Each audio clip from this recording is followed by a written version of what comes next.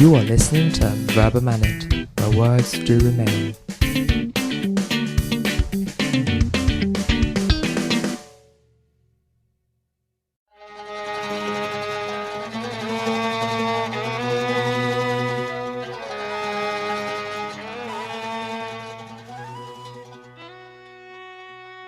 Sajita arrived in Lebanon in 2012 at the age of 18, a hopeful teenager leaving her native Nepal in the hopes of earning a decent wage as a domestic worker to send home to her family. 10 years later, at 29, she is the centre of a large campaign to get her out of her employer's house and send her back home to Nepal after her family reached out for help, stating that she had not been paid 10 years' worth of salary, essentially being treated as a slave. In her uncle's words, "It's as if she had been sentenced to life in prison." Hello and welcome to Right the Wrongs, a show under the Verba Manent podcast. Every Wednesday and Friday, Right the Wrongs raises public awareness on pressing human rights issues and creates an incubator of activism. This episode is part of Perspectives, a UN Millennium Fellowship initiative intended to bring you closer to stakeholders directly affected by human rights issues around the world. Today we have the honour of speaking with Zain and Dipendra, two guests from This is Lebanon, an organisation that sheds light on the recurrent human rights abuses occurring in Lebanon to migrant domestic workers while advocating and actively working on their release from abusive households. We'll first introduce the story of Sajita Lama, and then have a talk with Zain and Dipendra to better understand the dynamics that facilitate and lead to these abuses. Sajita Lama was paid for a total of 15 months before Richard Khoury, her employer, ceased payments to her family altogether. She arrived in Lebanon as a migrant domestic worker, a job common for immigrants around the world, especially for those coming to the Middle East from poor backgrounds. However, many here find that upon arrival, their rights are stripped from them. In the Middle East, the notorious kafala system includes having your passports taken away, limited to no full days off, meagre pay, and long hours of work far from a commonly acceptable work week. This can be arguably equated to modern-day slavery. In some of the worst cases, these migrant domestic workers will unfortunately find themselves trapped in a verbally, physically, and/or sexually abusive household, unable to leave and short of places to turn for help. Sajita's case, as we will see, combines many of these elements. The kafala system defines the relationship as one of sponsorship between foreign workers and their local sponsor, or kafil. It is practiced in Jordan, Lebanon, and most Arab Gulf countries, and ties foreign labourers to local individuals or companies through sponsorship permits. Here, the sponsor must cover travel expenses and provide accommodation for the foreign labourer. However, because the system falls under the jurisdiction of interior ministries rather than labour ministries, workers have no protection under the host country's labour laws. This leaves them vulnerable to exploitation and denies them such rights as transferring jobs, ending employment, and entering or leaving the host country without the sponsor's permission. Furthermore, because workers' employment and residency visas are linked to their sponsors who can terminate or renew them, the system gives private citizens, rather than the state, control over workers' legal statuses, creating a power imbalance as well as flagrant impunity that sponsors can exploit. This power imbalance is clear in Sajita's case, where she was made to sign a document by her employer's family in Arabic, a language she cannot read, falsely claiming that she had indeed been rightly paid. Her employer, Richard Khoury, is one of the owners of a successful and renowned hair salon along with his brothers. They have a relatively large public persona, which entails glamorous cars and celebrities frequenting the salon, allowing the family to be more than financially capable of paying Sajita's measly salary of $150 per month, which is below the average wage of the lowest paid migrant domestic workers in Lebanon.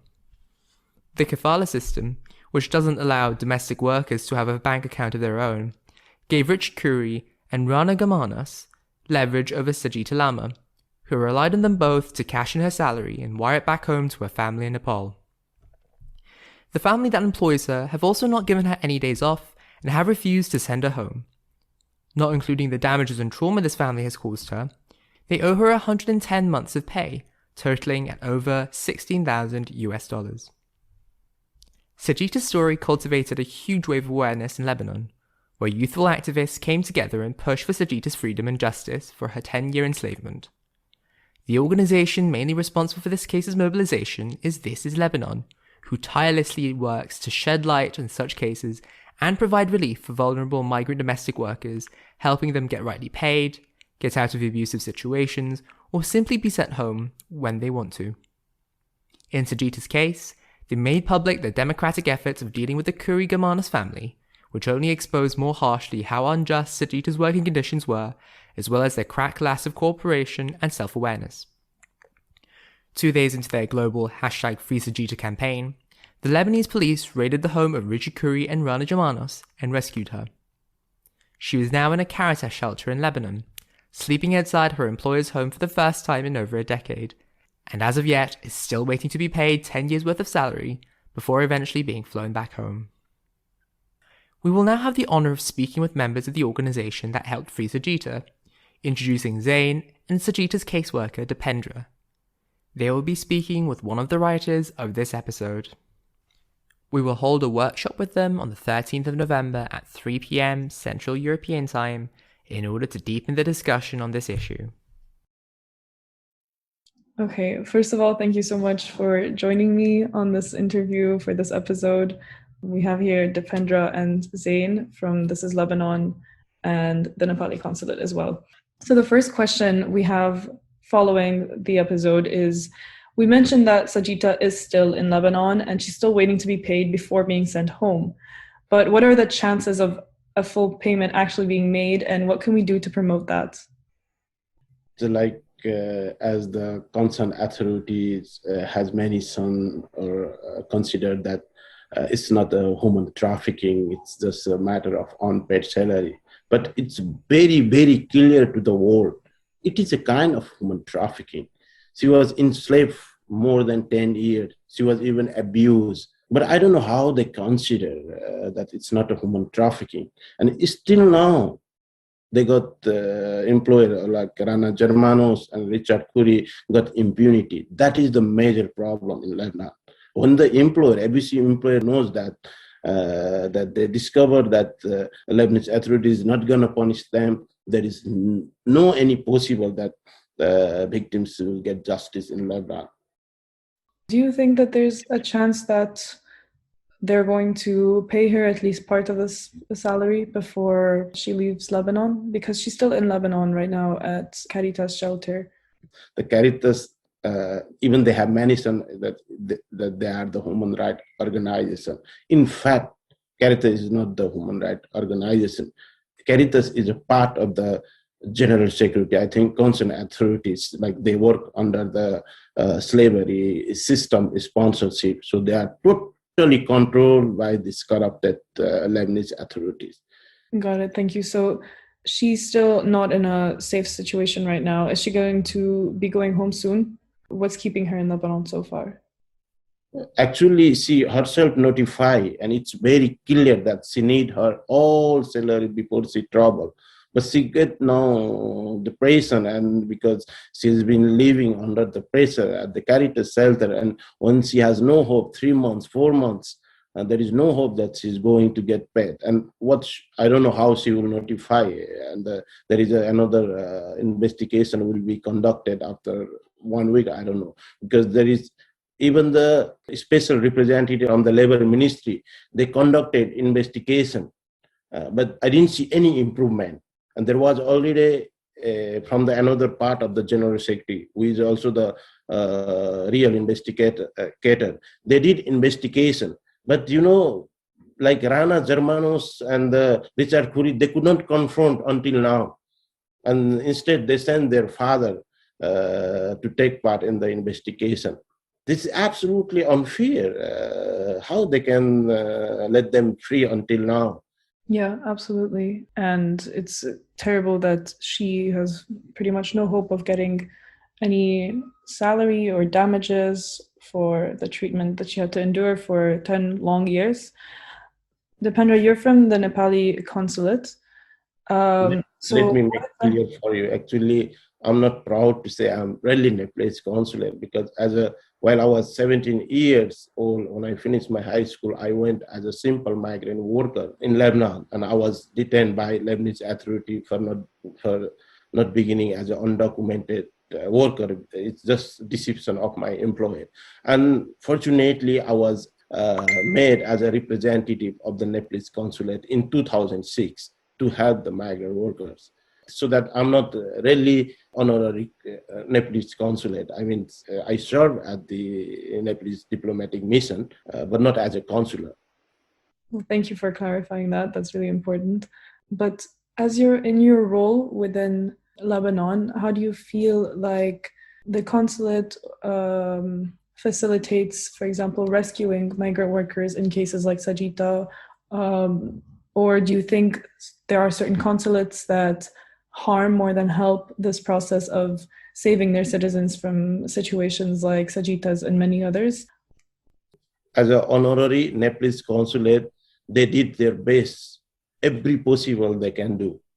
But there is a limitation, like when I work myself, we used to do our best to provide justice for the domestic migrant worker. But I discovered woman trafficking is one of the most profitable crime, not only for the Lebanese recruiter agent, but also the Lebanese authority. That's why they're not beginning serious. That's why the woman trafficking have been rampant over the past several decades in Lebanon. Yes, so I think from your point of view, you can see that there are some consulates that, do their best, but with limitations, whereas others can actually take part in the process of human trafficking and cause more harm than good to their own citizens by driving them away when they ask for help. Yeah, I saw that some of the consulate also, they make money under the decks, this hiring and the recruiting this innocent and poor migrant workers. But I'm proud of myself. Our Nepalese consulate is not like that. He's the one best honorary consul in Lebanon. And then he's the one consulate who was able to stop issuing visa for a domestic worker in Lebanon. So there is no other honorary consulate who did a job like that. Yes, and I'll pipe in just for a second here. There's, I think in terms of these consulates who aren't doing their jobs, there is kind of two degrees that we see. One of those who are just corrupt, malicious, and exploitative in their role, and that is very prevalent. But there's also another that's, I think, more so negligent and has just a lot of disregard, and lack of respect for the migrant domestic workers. And that is also a really big problem. And sometimes it's almost such a severe degree of disregard that it's hard to even differentiate from just maliciousness. An example was a woman last year we had a case with. She was able to escape her employer he paid her something, but it was, cents on the dollar compared to the time she had worked there. And it was in the lira at the official rate. And so they were telling her, someday the lira is going to return. And so you just need to work with us until that happens. Again, if you were to calculate it out in real dollars, she'd end up having made somewhere between 7 and 10 cents an hour in her time working with them. And they were also beating her. So she escaped to the Nigerian embassy, and the staff member there also told her that she just needs to wait until the lira appreciates to its original value. He called the employer. The employer said, "Oh no, we didn't beat her." And the staff member said, "Oh, look, you see, I just called them and they said they weren't beating you. So you need to go back to the employer." So they had the employers driving down to the embassy to pick her back up. So she had to run away and sleep on a staircase that night just to prevent from getting re-trafficked back. Wow. So yeah, there's definitely a big disparity in the role of consulates and embassies in Lebanon, where some are really, like the Nepali, working to help their citizens get out of situations, and others part of this human trafficking that's rampantly going on in Lebanon. One final kind of question would be that a couple of years ago in 2019, there was a big revolution in Lebanon, a lot of protests.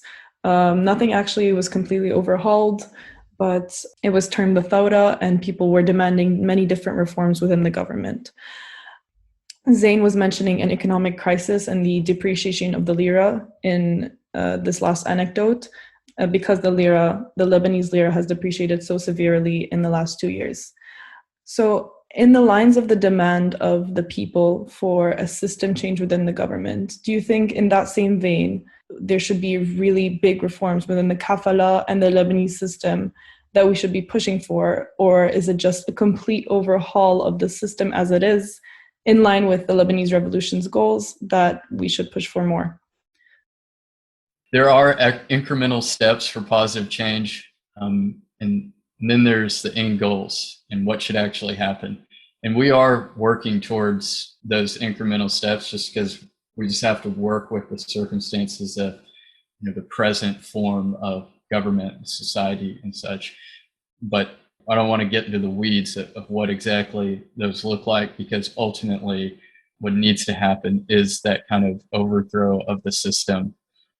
And those small things can be easy to miss the big picture here. And the big picture is that kafala is state-sponsored slavery.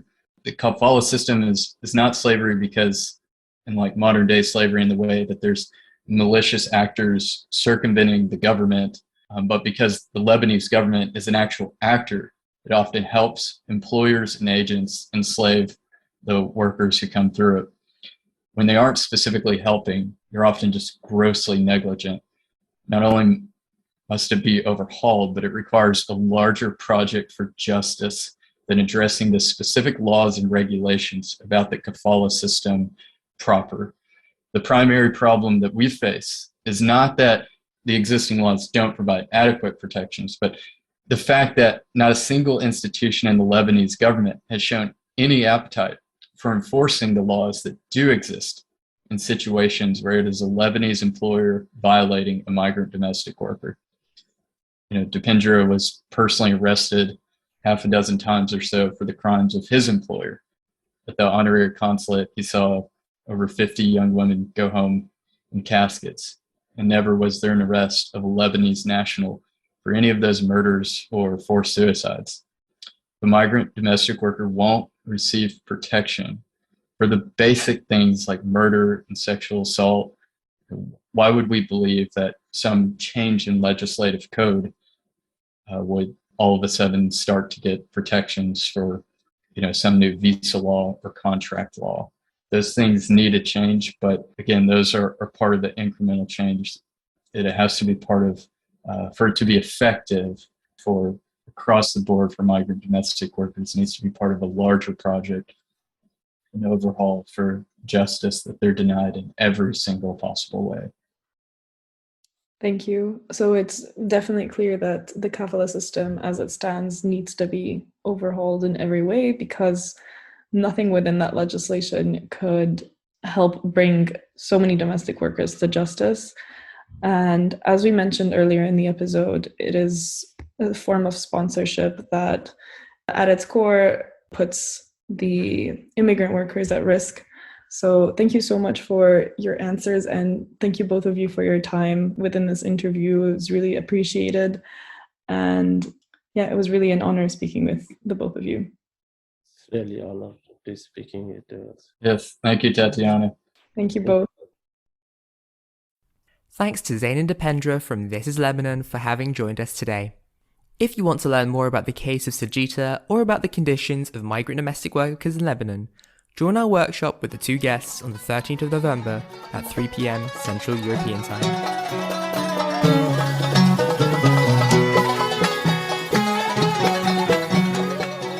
That's the end of today's episode on Sajita Lama. Feel free to engage with us on Facebook and Instagram, and join us for further discussions on our Telegram group, or leave us a comment at theverbamanitpodcast@gmail.com. This episode was recorded by Mason, produced by Louise, and is part of the special series Right the Wrongs Perspectives on the Verba Manit. The next episode of Right the Wrongs will air on Friday. You can find the program wherever you find your podcasts, bringing you detailed updates on pressing human rights issues. Until next time, take care.